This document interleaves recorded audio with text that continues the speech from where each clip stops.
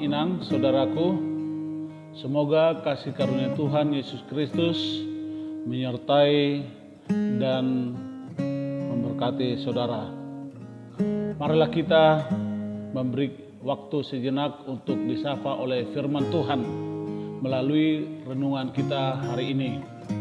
Tertulis dalam 1 Tesalonika pasal 5 ayat 22. Demikian. Jauhkanlah dirimu dari segala jenis kejahatan. Jauhkanlah dirimu dari segala jenis kejahatan. Dalam bahasa Batak, pasiding hamuma nasa rumang ni narwa. Adapun firman Tuhan adalah suatu nasihat yang disampaikan oleh Rasul Paulus kepada jemaat di Tesalonika. Satu nasihat diberikan kepada jemaat adalah karena jemaat itu dia sayangi. Hubungan Paulus dengan jemaat Tesalonika boleh dikatakan amat elok atau indah. Perlu kita pahami mengapa Paulus memberikan nasihat kepada jemaat Tesalonika. Karena jemaat itu adalah pilihan Tuhan. Kita tahu bahwa jemaat adalah sudah dipilih oleh Tuhan. Orang-orang yang dipilih Tuhan menjadi umatnya sekaligus dipanggil menjadi teladan atau barisan terdepan bagi orang lain. Nah, sebagai orang pilihan Tuhan, tentu kita harus mampu memberikan contoh yang baik di tengah-tengah gereja dan juga di tengah-tengah masyarakat umum. Untuk itu kita harus berterima kasih kepada orang yang rela, yang mau memberikan nasihat kepada kita. Karena nasihat itu adalah bagaikan pelita atau pagar dalam kehidupan kita. Jauhkanlah dirimu dari segala kejahatan. Jika Paulus menyatakan jauhkanlah dirimu dari segala kejahatan, bukan berarti di jemaat Tesalonika terjadi kejahatan. Tetapi sedikitnya Paulus mengingatkan bahwa kejahatan bisa terjadi di mana-mana dan kapan saja. Di tempat aman yang biasa aman, kejahatan itu bisa tiba-tiba ada.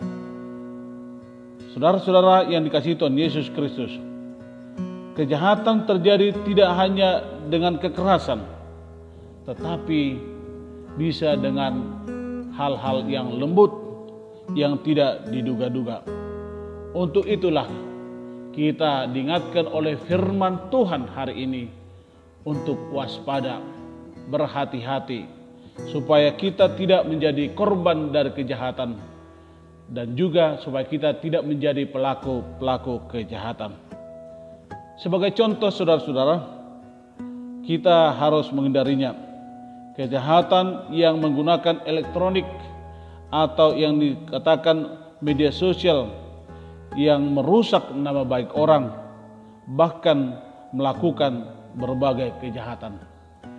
Contoh yang lain saudara-saudara, kita harus waspada dengan maraknya peredaran narkoba atau penggunaan narkoba yang bisa merusak keluarga kita, lingkungan kita, bahkan kita sendiri. Untuk itu waspadalah. Nah, saudara-saudara, pada dasarnya teknologi adalah anugerah Tuhan. Tetapi sebagian manusia belum siap untuk menggunakannya secara benar.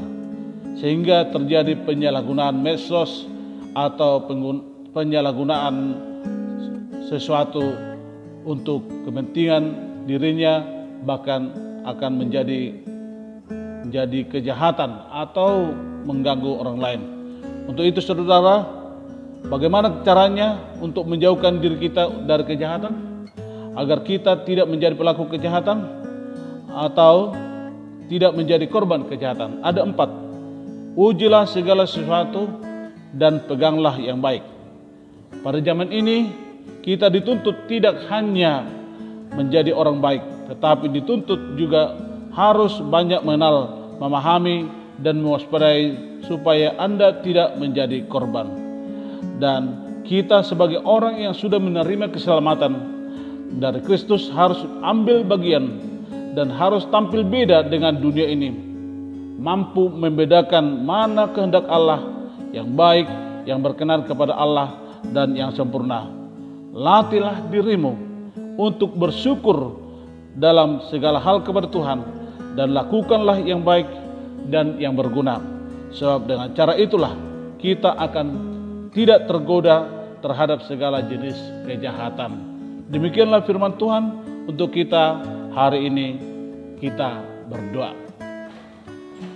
Terima kasih Tuhan, kami bersyukur karena melalui renungan hari ini kami diingatkan untuk menjauhkan diri dari segala bentuk-bentuk kejahatan. Kami tahu dalam dunia ini selalu ada kejahatan, dan kami kadang-kadang tidak menyadari dari mana dan bagaimana bentuknya. Untuk itu Tuhan, melalui Roh Kudus-Mu, tolonglah kami dan jagailah jemaat-Mu supaya terhindar dari kejahatan-kejahatan, dan secara khusus supaya kami tidak menjadi pelaku-pelaku kejahatan. Dalam Yesus Kristus kami berdoa dan mengucap syukur. Amin.